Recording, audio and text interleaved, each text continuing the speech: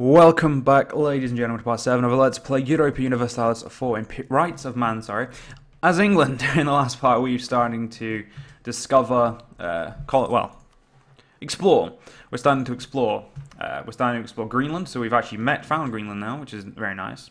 Got some little polar bears, some seals, and we've got provinces which we cannot colonize. I'm guessing that we'll finally be able to see our colonial range. Yeah. How far away are you? 402. Yeah, Norway is necessary. Iceland, is extremely fucking necessary. So the Teutons and Teutons and Muscovy will join. My Diplo rep is not helping right now, and that's due to the fact that we annexed a vassal. This should subside in a couple of years, which is fine. So our explorers have finished. They are very happy, and we're now going to get the American East Coast gun. Admittedly, knowing of it and knowing and then acting is quite smart. And these fuckers have already started a holy war in the fucking Americas. What dicks! Now that is a very valid way to expand. I will give them that. It's a pain in the ass, but it's a very fucking valid way. Now we're still 8 years ahead, so I'm actually going to get quality education. Not something you really need. I mean, yes, army tradition is extremely important. So Scotland wants me to give them back Lothian, a province which, by all accounts, is actually doing us okay. So they can fuck off. They will probably become disloyal because of that, and they did, as I was going to expect them to. So we need to fuck, I can't placate them. Shit, have my max relations with them as well? So that may be a problem. Scotland isn't exactly fond of us at this exact second in time. We're going to influence this nation by spending 47 gold. And piss. So Scotland's just not happy. Actually, once this bitch gets off the throne, we should be fine. Now there are a bunch of drunk people outside my flat, so I do apologise if you guys can hear them. They are assholes, more than likely. So, what's this? Joseph York has finished his mission to explore the America. You did a shit job. Caribbean Sea, definitely. And Elizabeth Lancaster, 361. Henry 425 is much better, but I do not want anyone abdicating. Now, she's going to get a new trait, which is secretive. That's not a trait I really care too much for, but at the same time isn't shit. So, no complaints here. Land of Opportunity, nope, don't need it. I don't give a fuck about either of them, to be honest. Right, so we get 12 a month now. So colonial range is definitely more important. Getting there trumps anything else. We only really need Reykjavik when we attack, so yeah. Sweden not wanting to declare independence is definitely a problem. Them wanting to declare independence makes our life easier. Danish Russia. So if we were to attack Denmark, no one would want to fight because it's distant, and it's just, yeah. So we would have to fight alone. It's not that I can't. We could probably easily win that. It's not actually going to be too much of a fuss. We just blockade the fuck out of them, and then we just laugh at them while they suffer. But yeah, obviously it's not as simple as that. But that's basically the concept we would be going by. So right now, we are discovering as much as we can about the ocean, Great Ocean lengths to the, or as we would say, the Great Ocean lengths to India. Now next year, I don't know how the institutions work, where they pick. I think it may be somewhat historical, maybe somewhat random. Probably will be in Portugal, I'm guessing. I'm not completely certain. Again, a guess is a guess. Oh shit, whoa. Fuck, we can colonize up there now. Now, 500 people, yeah, we're just going to slaughter them. So we're actually going to send this army. No, don't split it. We need all of it. We don't need all of it, but I fucking want all of it. So we can actually go to the Americas now, which is actually extremely important because of the fact that it basically makes any European thing fucking null and void. In the sense of, until we establish a very strong American power under us, there's no real fucking reason to do anything else. So this is going to be a colonization trade, or a colonization game. Now we will actually be keeping Greenland, although I really don't care for it as a place. In this game I don't care for it. It's not really lucrative. It's just a way to get somewhere. So we're just going to put you there. How many men can we have here? I'm going to guess none. So I'm actually going to take this army home now that we've killed off the people there in that specific province. We're actually going to return them straight back to Lancaster. Now, right. We need to do something. We need to turn that fucking fort off to begin with. Now, I do not know if the institution will immediately...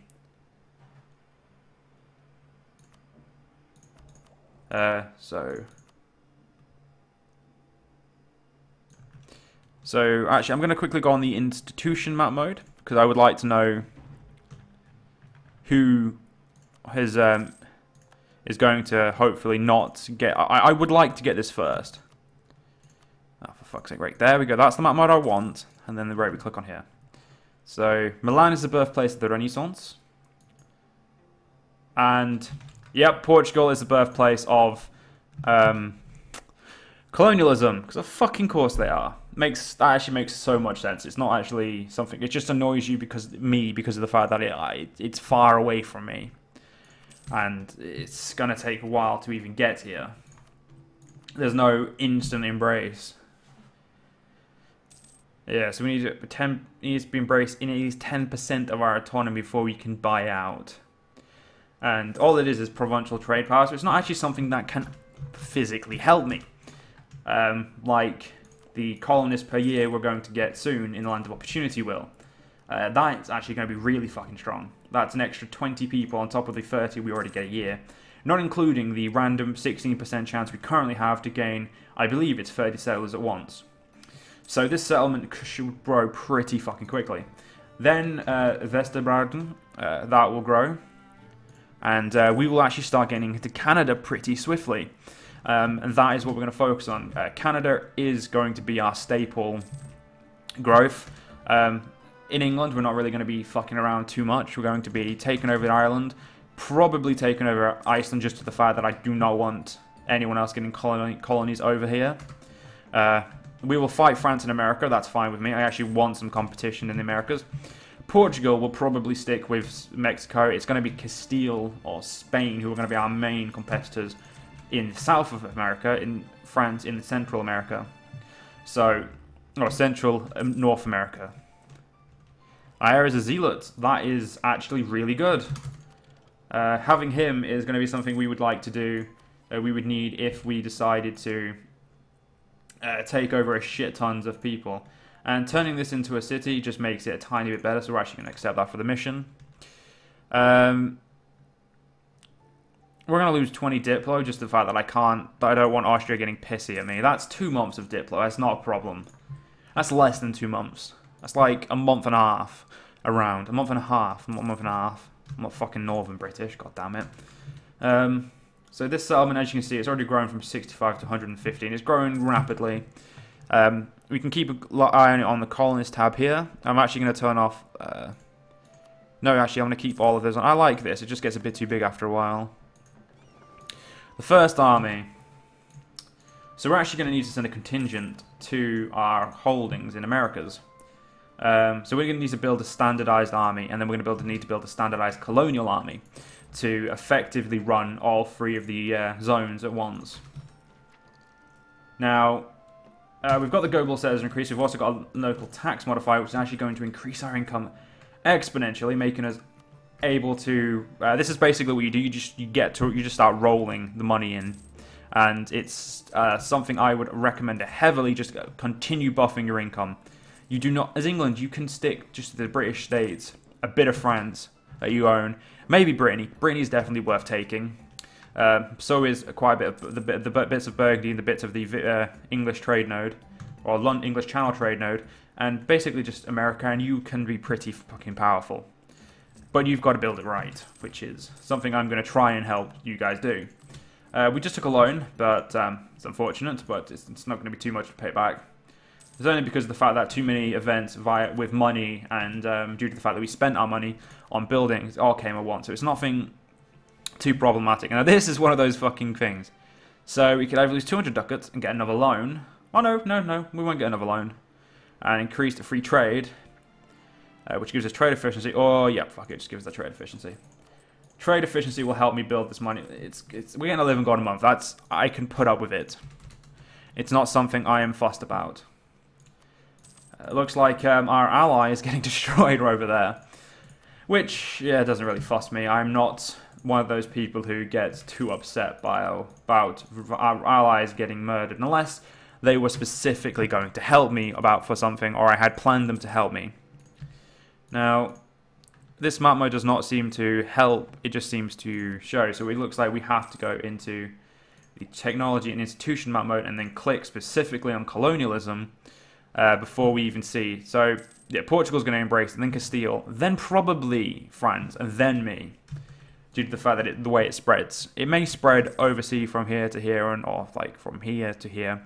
But I don't know specifically or in any real detail how the spreading is done, or specifically how it affects certain provinces, and mostly how it spreads. But it could, like I said, spread via ports, or it could have to spread via land, and then like bridge land at certain points. There might be like specific points it can bridge. So North Atlantic coast, this exports in Europe. So we're actually going to do we're going to do America again. We want to get Canada. That's what we want, which is here. Newfoundland is here, and if we can get short distance from there. So, and once this is a core, we can actually just go straight to Newfoundland and basically start our mini empire over there. Now, we do need to get a second colonist really fucking quickly. Now, finishing exploration is good. And I would also recommend expansion, because there's even more settlers, and there's trade power in there as well. And it's based more of an African tradition, but it just helps. And there's also a merchant in there, which is good. Extra Diplo rep. It's an overall very strong idea, a group set, in my opinion. There are better, like exploration. But it depends on how quickly you want to blossom an empire. If you want to focus heavily on it, I would definitely recommend going for expansion, exploration, twist. I would really recommend you getting them both parallel, like in the same level. But due to the fact that I know that Britain can come under, well, Britain can have problems with America, with France, and it's always a good idea to protect yourself. So that is what I plan to do. I plan to keep myself protected with having strong military traditions, as well as having extremely strong fuck this land, we're going over here type traditions. We're going to go shit out money type of stuff. We also have to focus on converting to Protestantism, which will come around soon. Let's have a look. The Catholic desire is 89%, so it's very, very, very soon. And we will become one of the first to convert due to the fact that it gives such good bonuses. So actually, you want to probably try and get your stability ready for this. Now, this region is probably a territory, and I will be making it a state just to shut it up. But yes, so we need to focus heavily at the moment on this. I find the forces is good stuff, but yeah. I kind of wish in the British ideas you got colonists, because the British were very, very colonist heavy. And it just doesn't seem to be replicated very well. But then again, the British ideas make sense, but at the same time, I would really like the idea to do so. Now, if we got our admin tech 10, which is only a couple techs away, we can actually not annex Scotland and then just forcibly become Britain and then inherit them without the downside. Which, honestly, I would fucking recommend. I hadn't really intended to go down this route, but there's nothing wrong with doing so. So So we're going to go to the American East Coast. I'm not going to really fuck around down here or in the Caribbean. I want the American East Coast found and movable on before my rivals, being France and France and Castile. Again, Portugal is someone who just sticks to Africa and the South Americas. They're not really a competitor for the Northern. They can be, but it's very rare. I have seen it, but it's just not something I consider an immediate threat, and honestly, if I was you, I would ignore for the most part. Just keep them friends, and they're going to be pretty good up to you.